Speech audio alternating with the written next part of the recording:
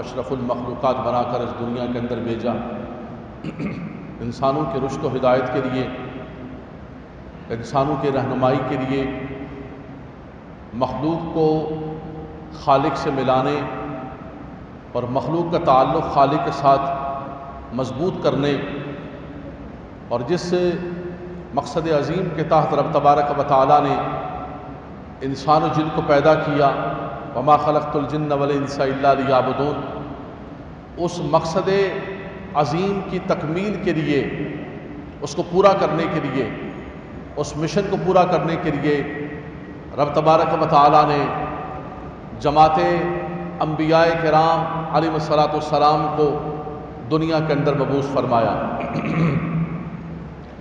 انبیاء کرام جس طرح اللہ کی ساری مخلوق کے اندر حضرات گرامی انسان سب سے افضل ہے، سب سے اشرف ہے، رب تبارک و تعالیٰ نے اس کی افضلیت و اشرفیت کا خود حکم فرمایا اور خود اس کے بارے میں ذکر فرمایا۔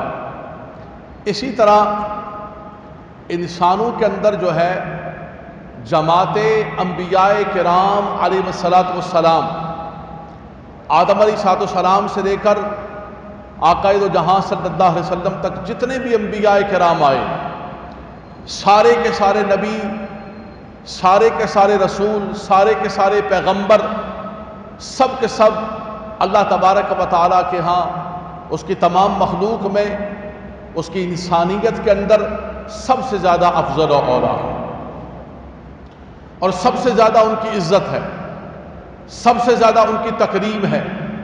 ان کی عزت، ان کی تکریم، ان کی تعظیم کے اندر کوئی ذرا برابر بھی فرق نہیں کیا جائے گا۔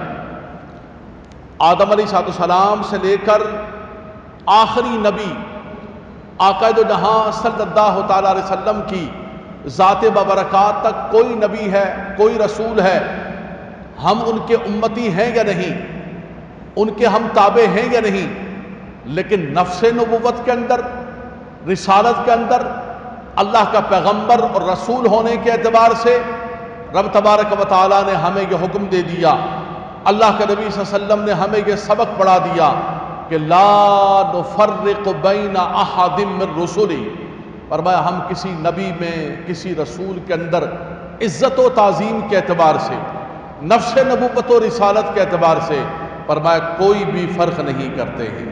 لا نفرق بین احد من رسلہ، کسی بھی ایک رسول کے درمیان۔ یہ سورہ بقرہ کی جو مشہور آیت کریمہ ہے اس کا یہ ٹکڑا ہے اور اس کا حصہ ہے، اور اس کی بنیاد پر ہر نبی کی تعظیم ہے، ہر رسول کی تعظیم ہے۔ آدم علیہ السلام سے لے کر آقا دو جہاں صلی اللہ علیہ وسلم تک ہمارا یہ نظریہ ہے، ہمارا یہ عقیدہ ہے، ہماری یہ فکر ہے کہ ہر نبی کی تعظیم کی جائے، ہر رسول کی تعظیم کی جائے اور کسی کی بھی ادبی نہ کی جائے۔ اور پھر رہا معاملہ امام الانبیاء صلی اللہ تعالی علیہ وسلم کا، تو اس موضوع پر آپ بہت بار خطبات سماعت فرما چکے ہیں، مستقلاً موضوع ہم ذکر کر چکے ہیں، خاص طور پر تعظیم رسول صلی اللہ تعالی علیہ وسلم اور قرآن، کہ رب تبارک و تعالیٰ نے قرآن کے اندر حضور کی تعظیم کا کیسے حکم دیا ہے، رب تبارک و تعالیٰ نے کیا حکم فرمایا ہے۔ ایمان والوں کو یہی فرمایا رب تعالیٰ نے تم پر کرم کر دیا، انا ارسلناک شاہدا و مبشرا و نذیرا، شاہد و مبشر و نذیر بنا کر اس رسول مکرم کو تمہاری طرف مبعوث فرما دیا، خاتم النبی بنا کر بھیج دیا۔ ما کان محمد ابا احد من رجالکم ولکن رسول اللہ و خاتم النبیین بنا کر رب تبارک و تعالیٰ نے تمہاری طرف اس رسول نبی آخر الزمان کو بھیجا ہے۔ تم نے کیا کرنا ہے؟ لِتُؤْمِنُوا بِاللَّهِ وَرَسُولِهِ وَتُعَزِّرُوهُ وَتُوَقِّرُوهُ۔ نوجوان توجہ فرمائیے گا، فرمایا اللہ اور اس کے رسول پر ایمان لے کر آنا ہے، اللہ اور اس کے رسول پر ایمان لانا ہے، لیکن فرمایا ساتھ ساتھ یہ ایمان مکمل نہیں ہوگا، ایمان کی تکمیل نہیں ہوگی، ایمان کبھی بھی کامل نہیں ہو سکتا جب تک لِتُؤْمِنُوا بِاللَّهِ وَرَسُولِهِ اس کے ساتھ وَتُعَزِّرُوهُ وَتُوَقِّرُوهُ فرمایا جب تک ان کی تعظیم و توقیر کو بجا نہیں لاؤ گے۔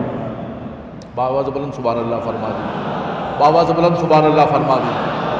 قرآن مجید فرقان حمید نے فرمایا وَتُعَزِّرُوهُ وَتُوَقِّرُوهُ، فرمایا ان کی تم نے تعظیم بھی کرنی ہے اور توقیر بھی کرنی۔ نوجوان بچے بیٹھے ہوئے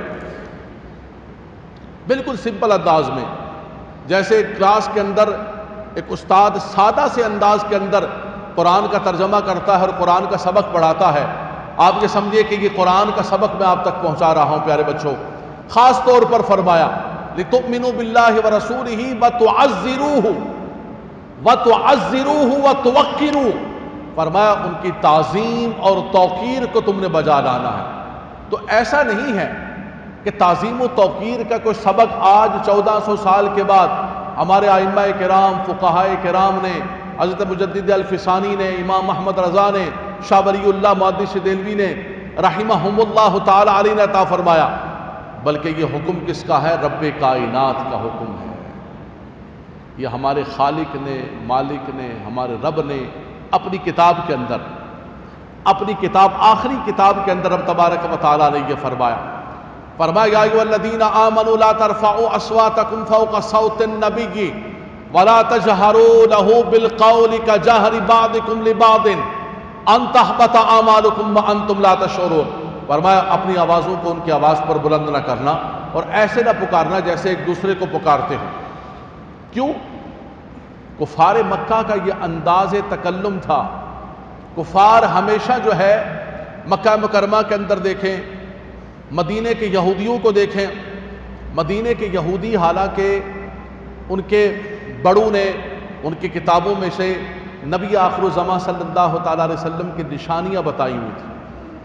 اتنی نشانیاں ان کی کتابوں کے اندر، اتنی نشانیاں، اتنی پہچانیں کہ قرآن کہتا ہے وہ نبی آخر الزماں صلی اللہ علیہ وسلم کی ان نشانیوں کی وجہ سے ان کو اتنا پہچانتے تھے، وہ نشانیاں جو ان کی کتابوں میں تھی وہ اتنا پہچانتے تھے، اتنا جانتے تھے، یعرفونہ کما یعرفون ابناءہم،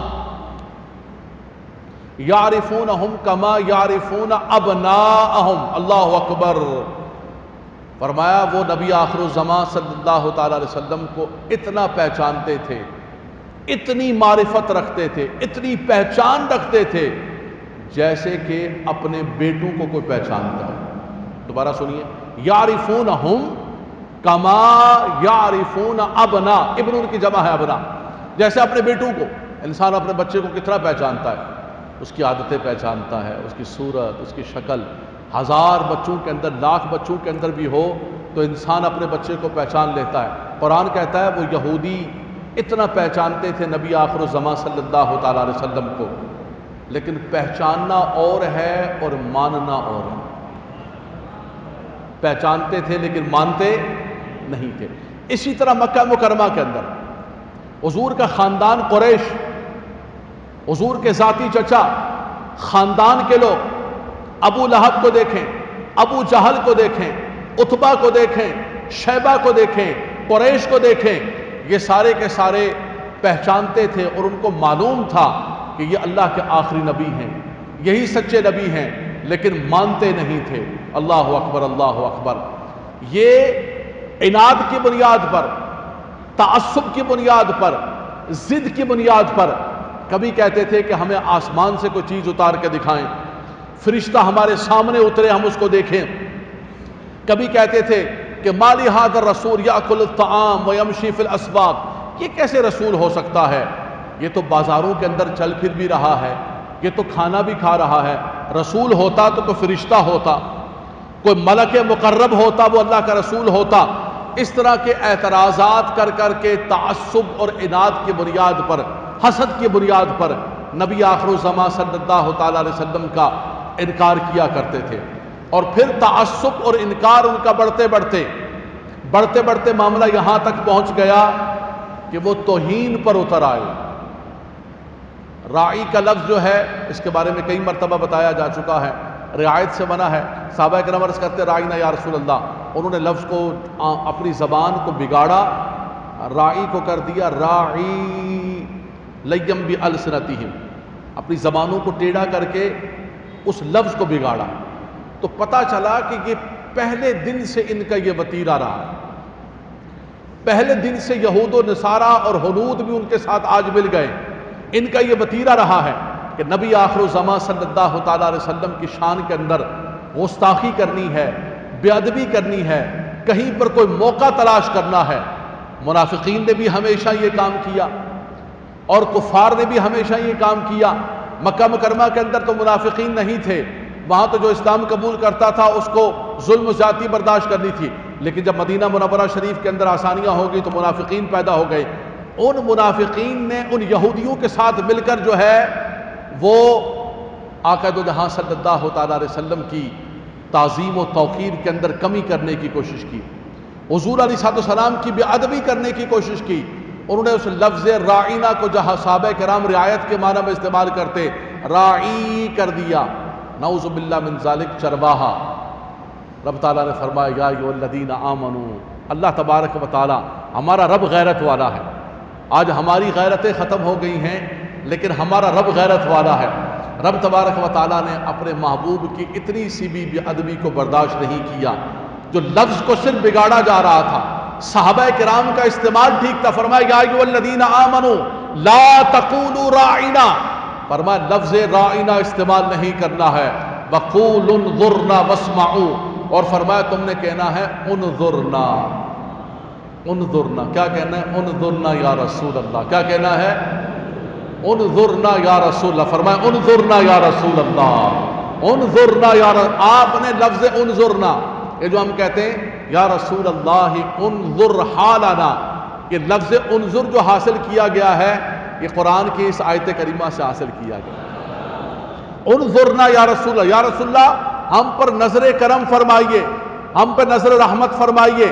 فرمایا کہیں ایسا نہ ہو جائے وَلَا تَجْهَرُوا لَهُ بِالْقَوْلِ كَجَهْرِ بَعْضِكُمْ لِبَعْضٍ أَن تَحْبَطَ أَعْمَالُكُمْ وَأَنْتُمْ لَا تَشْعُرُونَ، فرمایا تمہارے سارے کے سارے اعمال اکارت ہو جائیں، برباد ہو جائیں، تباہ ہو جائیں، اور فرمایا تمہیں خبر بھی نہ ہو۔ حضرات گرامی یہ خطاب کس سے تھا؟ یا ایھا الذین آمنوا، یا ایھا الذین آمنوا، یا ایھا الذین آمنوا لا تقدموا، یا ایھا الذین آمنوا لا ترفعوا، یا ایھا الذین آمنوا لا تقولوا، یہ ایمان والوں سے خطاب ہے، یہ ایمان والوں سے خطاب ہے۔ ایمان والوں کو کہا گیا ہے کہ تمہارا ایمان، تمہارے اعمال، تمہارا سب کچھ تب محفوظ ہوگا اور قبول ہوگا کہ جب تمہارے دل کے اندر اللہ کے نبی صلی اللہ علیہ وسلم کی تعظیم ہو۔ لِتُؤْمِنُوا بِاللَّهِ وَرَسُولِهِ وَتُعَزِّرُوهُ وَتُوَقِّرُوهُ، پھر فرمایا اس کے بعد لِتُؤْمِنُوا بِاللَّهِ وَرَسُولِهِ وَتُعَزِّرُوهُ وَتُوَقِّرُوهُ، پہلے ایمان لے کر آؤ، تعظیم و توقیر کرو، پھر کیا کرو؟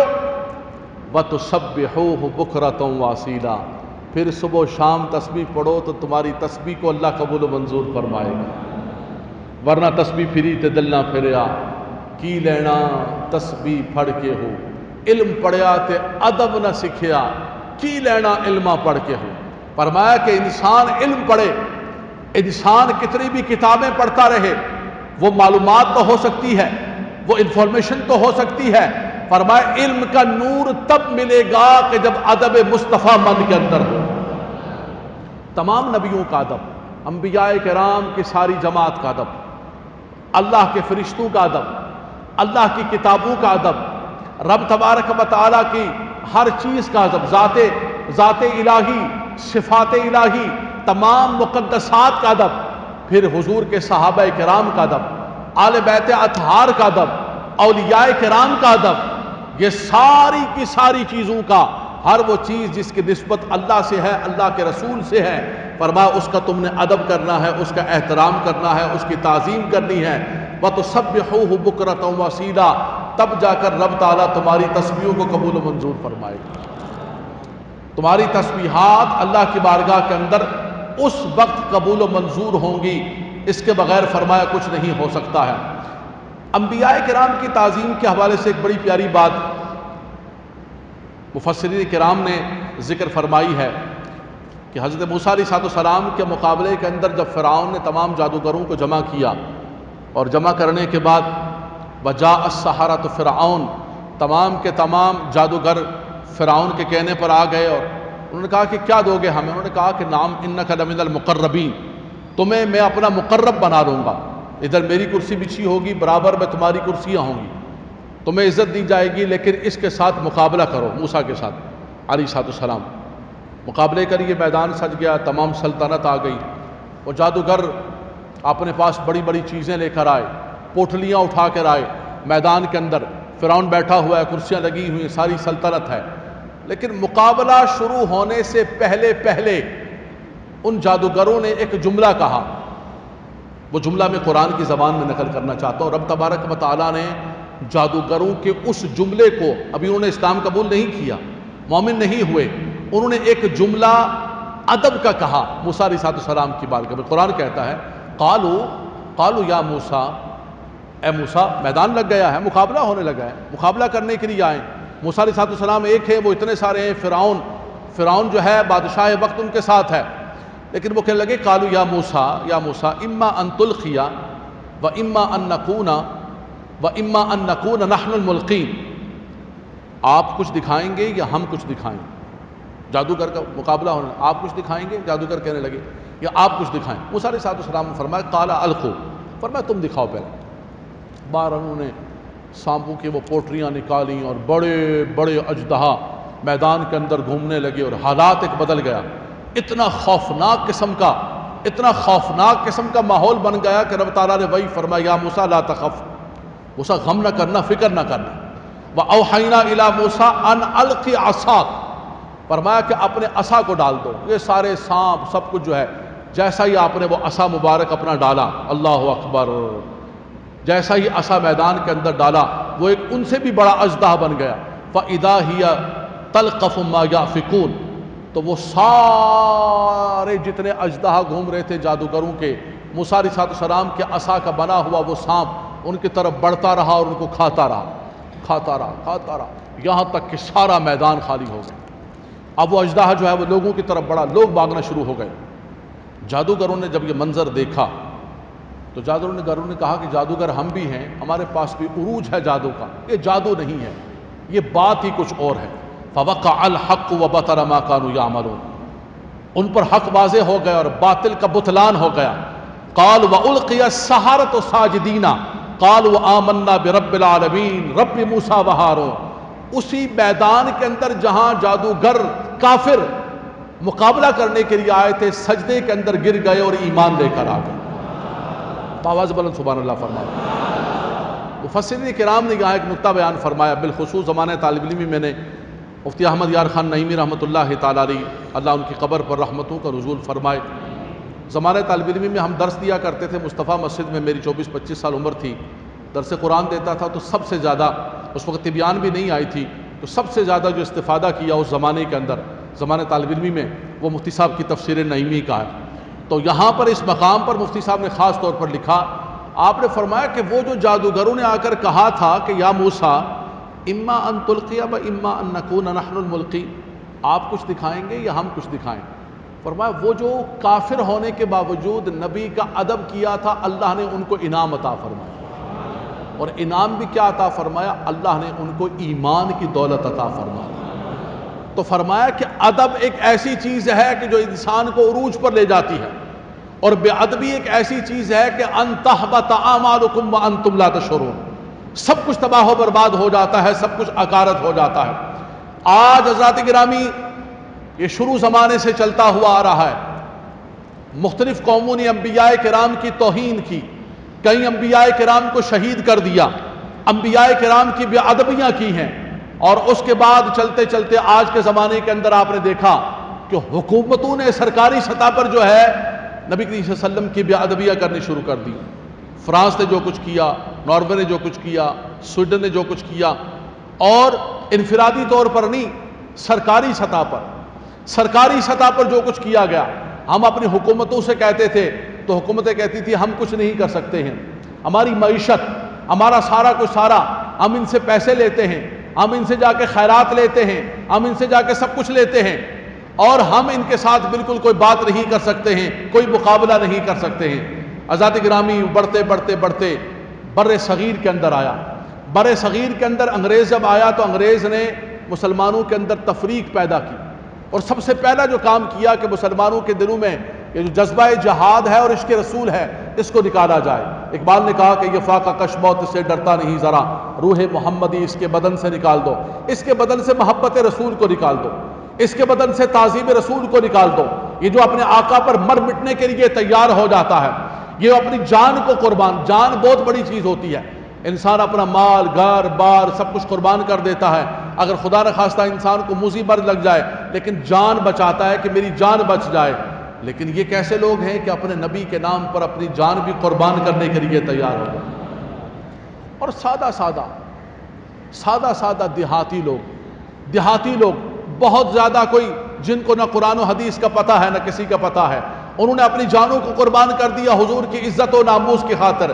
آزادی گرامی ایک بڑی پیاری بات حضور مفتی اعظم پاکستان مفتی منیب الرحمان صاحب ہمیشہ عالمی طاقتوں کو کہتے ہیں، یہ سنیے گا ذرا نوجوان بچے، کہ ہم تم سے یہ نہیں کہتے ہیں کہ تم ہمارے نبی کی تعظیم کرو، تعظیم اگر تمہارے مقدر میں نہیں ہے، تعظیم اگر تمہارے نصیب کے اندر نہیں ہے، یہ نصیب والوں کو اللہ تبارک و تعالیٰ عطا فرماتا ہے، اگر تمہارے نصیب کے اندر ہمارے نبی کی تعظیم و توقیر نہیں ہے تو نہیں ہے، لیکن کم از کم میکسیمم منیمم ایٹ لیسٹ یہ تو کرو کہ ہمارے نبی کی توہین نہ کرو۔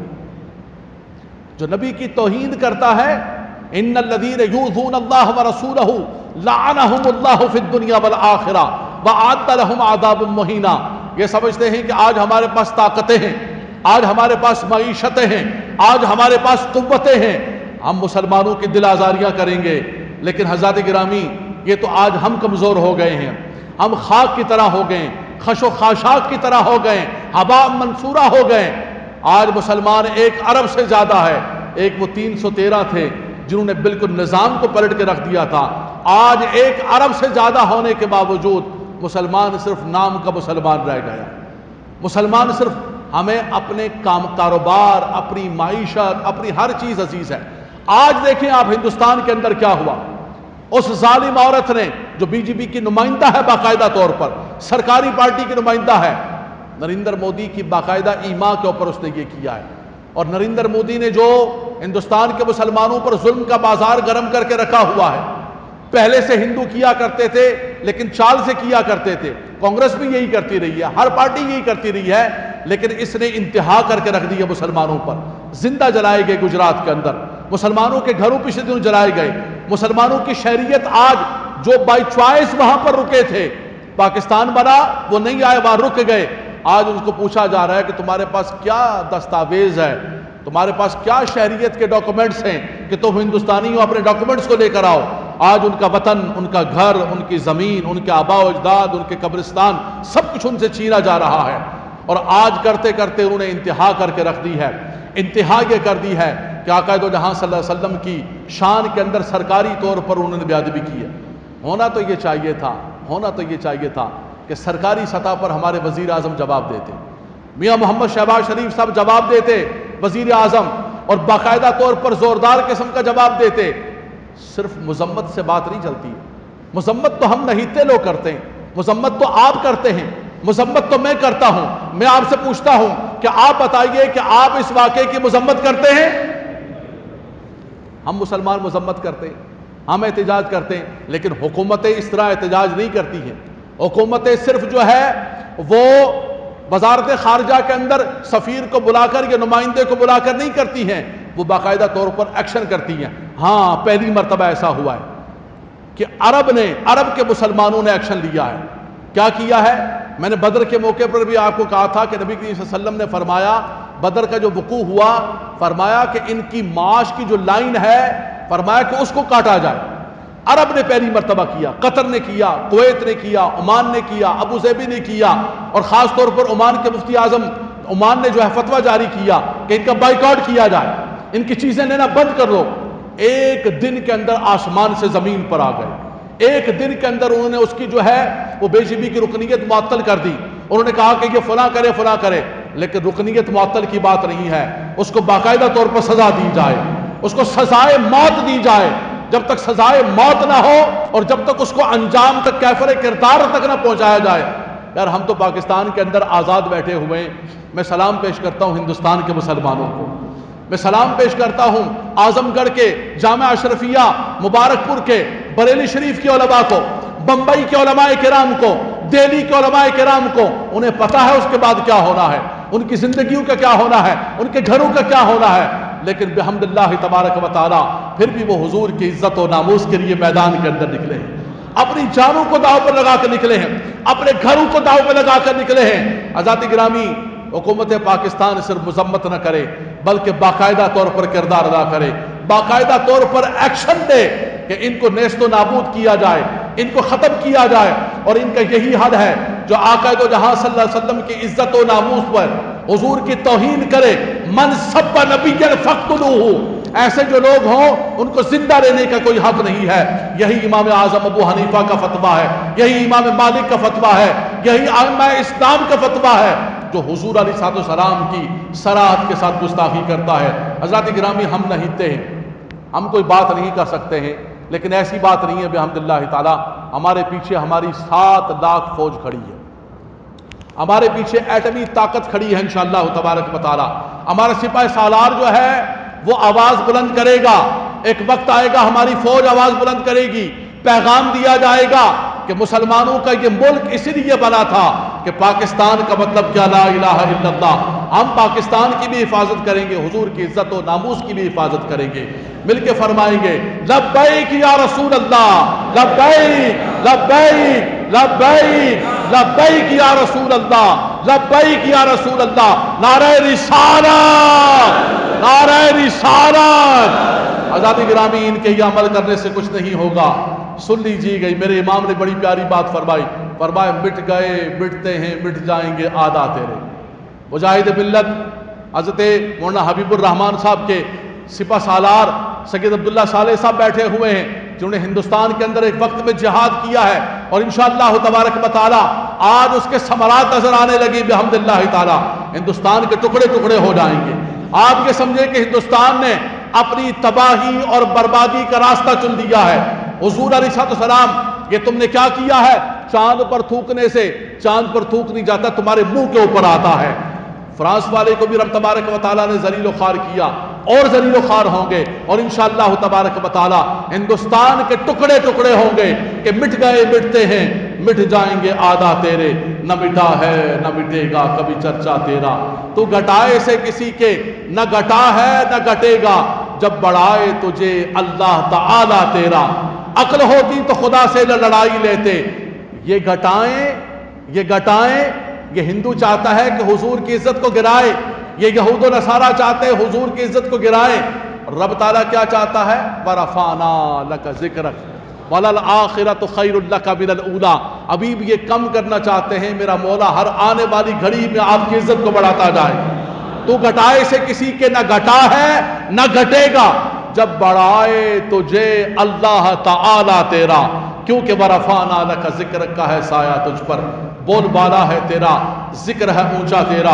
मैं नौजवानों से एक बात कहूँगा, हमने खिताब सुन लिया, खिताब सुन के अभी हम घर चले जाएंगे। सुभान अल्लाह भी कह दिया, माशाअल्लाह भी कह दिया, आपके ईमान भी जज्बात भी ताज़ा हो गए, लेकिन हज़रात गिरामी कुछ अमली किरदार अदा करना है। प्रोडक्ट तो हमारे यहाँ बहुत कम आती है हिंदुस्तान की, लेकिन अगर कोई हिंदुस्तान की प्रोडक्ट है तो उसका बॉयकॉट किया जाए इंशाअल्लाह ताला फरमा दे। और उसके बाद सबसे बढ़कर हिंदुस्तानी जो फिल्मी इंडस्ट्री है, गाने की इंडस्ट्री है, हिंदुस्तानी अदाकार फनकार कहते हैं कि हमें सबसे ज़्यादा सुना जाता और देखा जाता है पाकिस्तान के अंदर। हमें सबसे ज़्यादा पाकिस्तान के अंदर हमारे व्यूवर, हमारे लाइक्स, हमारे फलां। नौजवान बच्चों से कहता हूँ सोच के कहिएगा, मैं वादे का नहीं कहता हूँ कहीं गुनहगार ना हो जाएं, लेकिन इरादा तो कर लो कम से कम जुम्मे के दिन कि इंशाअल्लाह तबारक व तआला। हम वैसे तो कोई भी फिल्म नहीं देखेंगे, हमारे यहाँ चूँकि मफ़हूम मुखालिफ को जल्दी लिया जाता है, लेकिन ये वादा करें कि इंशाअल्लाह तबारक व तआला हिंदुस्तान की कोई भी फिल्म नहीं देखेंगे, हिंदुस्तान की कोई प्रोडक्ट इस्तेमाल नहीं करेंगे, कोई गाने नहीं सुनेंगे। हर एतबार से इन गुस्ताखों का बाइकॉट किया जाएगा, बाइकॉट किया जाएगा। नारे रिसालत, नारे रिसालत, नारे रिसालत।